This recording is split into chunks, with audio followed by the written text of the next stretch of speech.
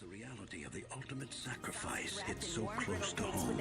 At our house, he is the villain. Sometimes you just gotta use the right thing.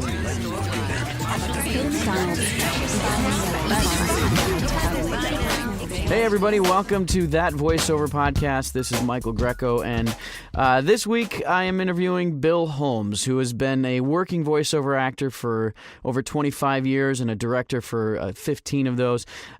He's also produces demos, and as a coach, he has developed a system for voiceover actors that lets them figure out how to solve their own problems so they can direct themselves, and he's been dubbed the VO Doctor. Bill, welcome. Thank you very much, Mike. Always good to hear from you. Thank you. How does one become the voiceover doctor? Did you have to go to voiceover medical school for that? How does that work? Actually, I have a degree on my wall. There you go. Yeah. You have to take classes like the study of the larynx, and things like that. No, actually, people kind of just started calling me that. I teach a series of classes here in Los Angeles where I kind of tell you how to figure out your own problems. And so I kind of diagnose what the problem is, and then I tell you how to fix it, so I give you a little bit of medicine there, of knowledge. And my goal as a teacher and a voiceover coach is to get you the hell out of my class. Because if you go to somebody, in my opinion, these are only my opinions, mind you, in my opinion, if you're with somebody more than a month or two, chances are they're not a very good teacher. It's not rocket science. It's a skill that you learn. And the guarantee I give people in my classes is, if you do this all the time, you're going to be very, very good at it. I'm living proof of that. I didn't take voiceover classes. I just tried things and figured them out for myself. I mean, that's a long, hard way of doing it. But when I came out to L.A. here, I realized that a lot of the booth directors at the various agencies around town weren't necessarily good directors. And I had to kind of come up with a system for myself in order to correct my own problems. And when people asked me I started teaching through a woman named Kat Lehman years ago, and then I took off on my own after a few years. And I like to fix things and then send people on their way. So that's kind of how I got the moniker of the voiceover doctor. I read somewhere that you said you need to see a voice actor. Well, yeah, I like to, again, there are a lot of coaches who coach over the phone, and I find that very difficult because I think voiceover acting is a very physical thing.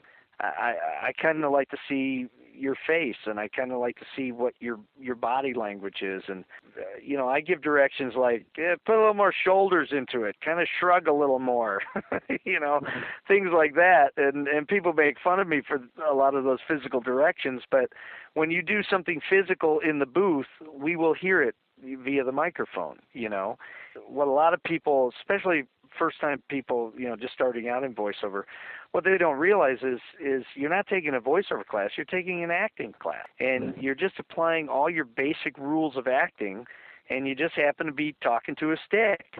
There's a stick in front of you, and you're talking at it. Okay. It's when people start thinking of it as a microphone and, I've got to, I have to speak clearly and nicely because it's a microphone, that's when all the bullshit gets in the way and the bad acting comes out, because what they want in advertising these days, again, only my opinion, is real people. I mean, how many times have you been directed? We want an announcer, but for God's sakes, don't let them sound like an announcer. It's the worst possible direction you can possibly get. Exactly. So they think that they have to put their hand over their ear and be Gary Owens, Right. Speaking of Gary Owens, have you ever met Gary Owens? I have not, no. Gary's a very nice guy. I've had the honor of directing him over the years. And, the thing about Gary Owens is Gary Owens talks like that in real life.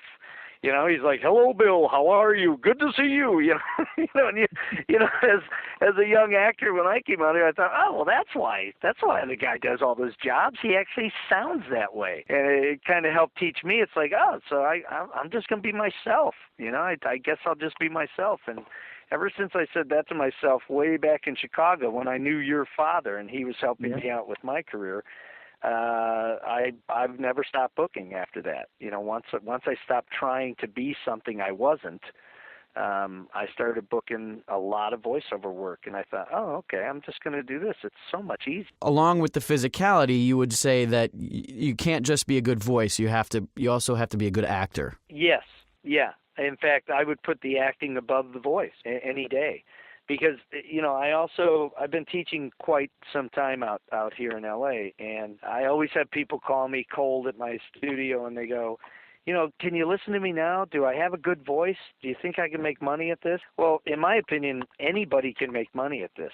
I'm not going to be the one to tell people that they shouldn't get into the business, because when I was back in Chicago and I was a kid starting out, everybody in the world told me to get out of the business. Mm-hmm. Yeah.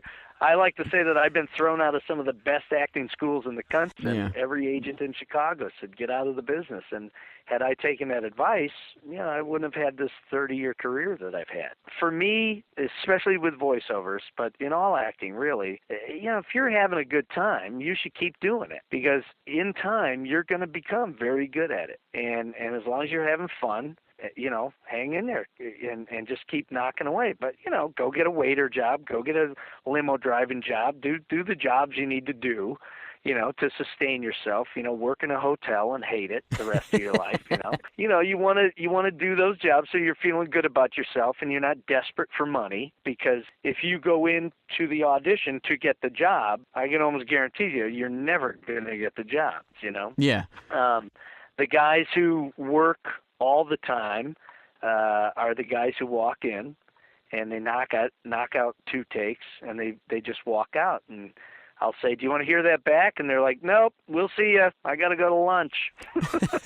And that comes from basically being able to interpret the copy, know exactly what they think is needed, or directing themselves and just saying what needs to be said. Yes, that, and more so the fact that they know what they do. They know who they are. And they're not going to try to do anything but who or what they are. So that's part of the technique that when working with either new actors or actors that have been at voiceover for a long time, is to go, okay, you have to find what you are and what you do and do that. Yeah. And is it really that easy? Well, you know what? I was just about to say, people say that to me all the time. They go, there's a actor out here. His name is Gary Collins. And Gary has been, an actor since 1962. His first film was Cleopatra, with Richard Burton and Elizabeth Taylor. We were talking about it. And I just finished making his demo. And this guy is, again, veteran actor. He had his own talk show for 16 years. He used to host the Miss America pageant. This guy knows what the hell he's doing. And when he got in the booth, he was presenting. He was announcing these scripts that I was throwing at him for his demo. Right. And I just kept pushing him back. And about the 3rd take of the first script, he stopped doing it, and he just looked at me and he said, "Are you kidding me, man?" And I said, what's the matter? He goes, "Well, I'm not doing a goddamn thing in here. I'm not doing anything." And I said, "Yeah, it sounds real pretty. I mean, it sounds really cool, Gary." And he goes, "Well, okay." Wow. He's gotten 2 agents off the demo, and because again, he's just being himself, and he's I won't tell you how old he is, but he's up there in age now, and he's got this beautiful voice now, that he was always turning into an announcer as opposed to just being a guy telling a story. And in advertising these days, that's going to book you more work than I know guys who have that really beautiful announcer sound, and they can't buy a job these days. So you produce a lot of demos as well. Speaking of Gary's demo, what is it in your opinion then that makes a great demo? Not to sound egotistical, but the guy producing it. You're not really paying for the studio, and demos are very expensive. You can, the average cost of a demo is between $1,200 to $1,800 these days. The higher end ones are up to $5,000, and the lower end ones are $300. But you pay $300 for a demo, you're going to have a $300 demo, that somebody threw together. But again, this is only my opinion. Everybody's got digital equipment these days. I mean, actors have their own home studio, but it's kind of like saying that loose nut behind the wheel. If you don't know how to use it, having the most expensive equipment in the world is not going to make you, one, a better actor, or two, an engineer that knows how to put that demo together. Personally, I'm an actor. I'm more the artistic guy when it comes to making the demos, but I have a partner, and for 27 years he was the guy who ran the ABC radio network. So he knows his stuff, and he's the one who makes it sound like it would be on TV or on the radio, technically speaking. We have been a really good team over the years making demos. Now Dave also is a voiceover artist and an actor, so we tend to, get a lot of work with each other because, I own a studio, and when people are looking for casting, I'll usually say, hey, why don't you just hire me and Dave? Yeah. Doesn't Hell, hurt. we can produce it for you too. And that's kind of where the business gravitates to when your acting work goes down. You find other avenues within show business to get some income generated and still do the artistic things that you enjoy doing. So at Compost Productions, which is your company or you're part owner of that company, is now a full service studio in that you make demos, you teach classes, you can do full service radio and television too? We do everything. We do film production, post production. Yeah, we do anything that needs to be produced. We are capable of doing at this point. Dave and I started doing demos out of his house. Actually, he was actually in one of my voiceover classes as one of my students. Again, I never wanted to go out and be a demo producer. I'm an actor and film producer, but I made my demo. I got an agent, and then a friend of mine asked me to make his, and he got an agent, and then people just started calling me saying, "Hey, I hear you make demos.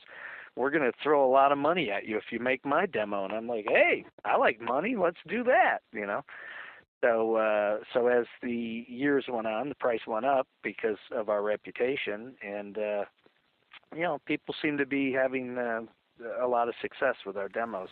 The end result of the demo is about a minute and a half, I would assume, as it's sort of still industry, a minute to a minute and a half. But are your demos more upbeat? Are they more energetic? Are they more conversational? Or you try to get all of it? With me, it's all about the individual person. It's a real collaborative effort between me and the client. Mm-hmm. What I try to put on a demo, I try to make it like a good headshot. When you get a good headshot, you don't want to go in and airbrush the hell out of it, because if you don't look like your headshot when you walk in the door, producers are going to be offended by that, because you're wasting their time. A demo to me is the same thing. Like I said, I like to sit and have coffee with people and get to know them and bullshit and tell jokes and so on and so forth. And then, we go through the copy.